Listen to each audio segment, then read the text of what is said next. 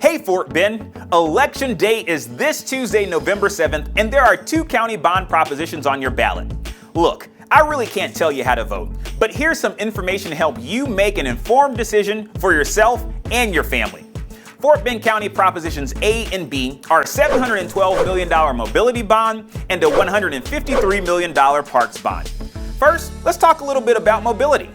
With the greater Houston area leading the nation in traffic fatalities and following increased incidents of pedestrians and cyclists being struck by cars, the commissioners underwent an extensive process to get community input and to identify areas of need. After several rounds of public meetings, we finalized a prioritized list of projects that includes 82 new roadway projects, funds for 65 existing roadway projects, and that's including funds to cover the cost of material overages that we've experienced due to inflation, sidewalk safety programs in each precinct, investment in intelligent traffic control systems, and so much more. Some folks have asked, how in the world did you come up with these projects? Well, it's important to know that this is a prioritized list of needs based on data our engineers and road and bridge professionals maintain about the quality of infrastructure in our community, as well as projections for our future areas of growth.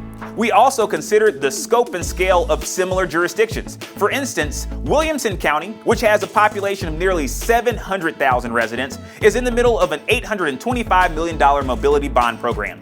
That's compared to Fort Bend's population of over 900,000 residents and a proposed $712 million mobility bond. And Dallas is in the middle of a $399 million parks bond, compared to our parks bond that is less than half that amount.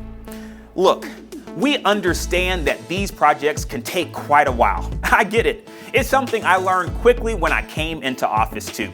Our county engineer has told us that the typical lifespan of a mobility project is about 5 years, with the first 3 years primarily used for design, acquisition of the property needed for the project, and relocation of any utilities.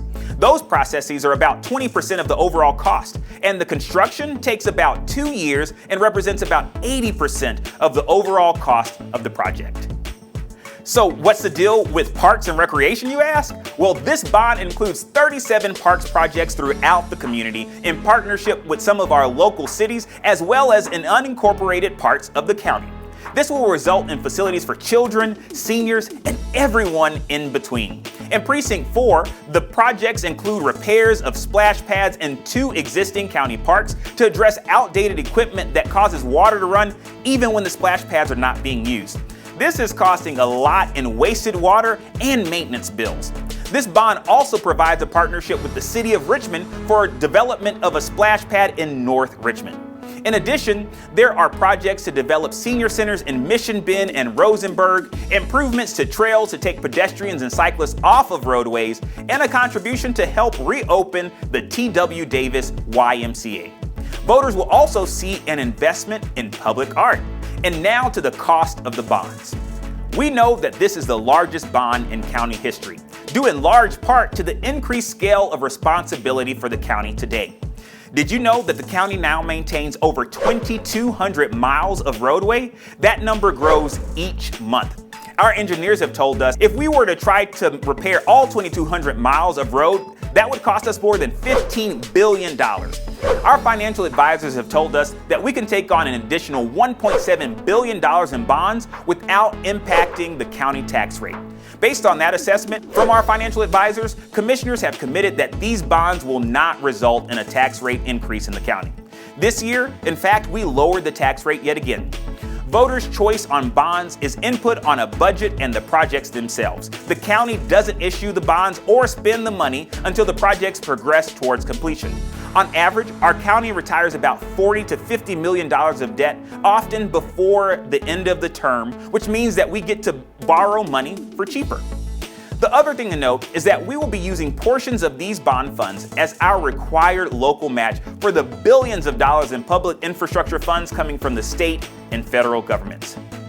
So all in all, I can't tell you how to vote. But as you inform yourself about this year's bond initiatives, remember, 1.